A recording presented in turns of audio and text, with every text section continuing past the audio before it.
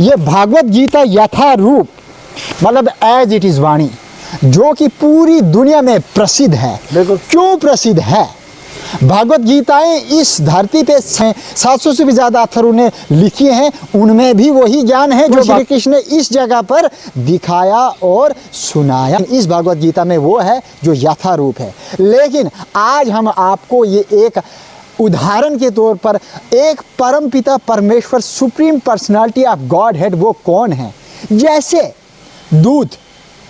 दूध से दही, दही से लस्सी, लस्सी से घी, खोया से मिल्क प्रोडक्ट, तमाम चीज़ें बनेंगी। दही में जो प्रोटीन है उसका भी असर है, घी में जो प्रोटीन है वो भी असर है, दूध में जो असर है वो भी उसका न्यूट्रिशन वैल्यू देता है। सब बराबर हैं।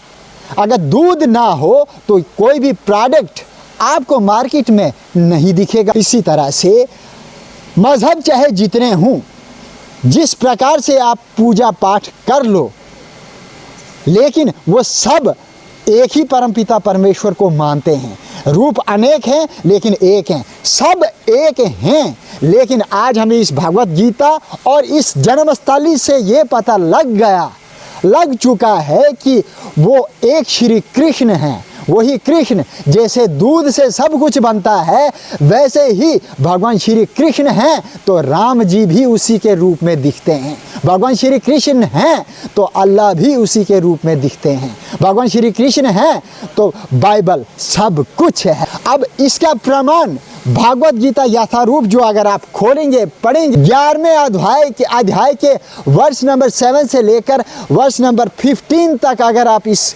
पुस्तक को खोलेंगे, उस पुस्तक में भगवान श्री कृष्ण ने इस जगह पर, ये जगह देखिए जन्मस्थली, जहाँ पर साक्षात, ये कोई कहानी कल्पना नहीं है, साक्षात इस जगह पर भागवत गीता सुनाई थी। उसमें विराट रूप दिखाया गया था। कहीं भारतीयों को, विदेशियों को पता तो है कि विराट रूप भगवान श्री कृष्ण ने दिखाया था, लेकिन उन्हें इसके अर्थ का पता नहीं चलता कि विराट रूप क्या है। विराट रूप का ये मतलब होता है कि भगवान श्री कृष्ण के अंग में सब कुछ समाया हुआ है। जितने भी planets, millions and trillions of planets हैं, वो सब भगवान श्री कृष्ण के अंदर समाये हुए हैं। एक परम पिता परमेश्वर अगर वो है भगवान श्री कृष्ण। उसका उदाहरण प्रमाण वो जन्मस्थली, ये जन्मस्थली जहाँ पर भगवान श्री कृष्ण ने ये भागवत गीता कुरुक्षेत्र के महायुद्ध में श्री अर्जुन को रथ पर बैठकर सुनाई थी। भगवान श्री कृष्ण हैं तो सब है। भगवान श्री कृष्ण न होते तो ना अल्लाह दिखता, ना राम दिखता, ना यीशु मसीह दिखता, कुछ भी नहीं दिखता।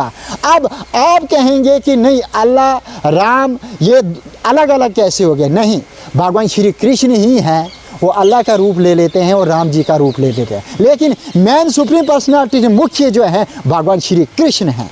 जो लोग निराकार कहते हैं उनको हम बता दें कि आकार में भगवान हैं। क्यों? क्योंकि वो खुद जो निराकारी है, अपने आप को निराकारी कह रहा है भगवान को, वो खुद आकार में होकर कैसे भगवान को निराकार कह सकता है? ये बड़ी विडंबना है। ये हमें भगवत गीता से सीखने को मिलेगा। फिलहाल जाते जाते हम चाचा जी से कुछ अगर यदि कहना चाहें तो चाचा जी कुछ कहना चाहेंगे आप?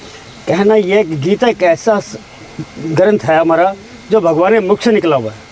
हर ग्रंथ को किसी ऋषि मुनि लिखा है, कोई किसी ने लिखा है, कोई ने।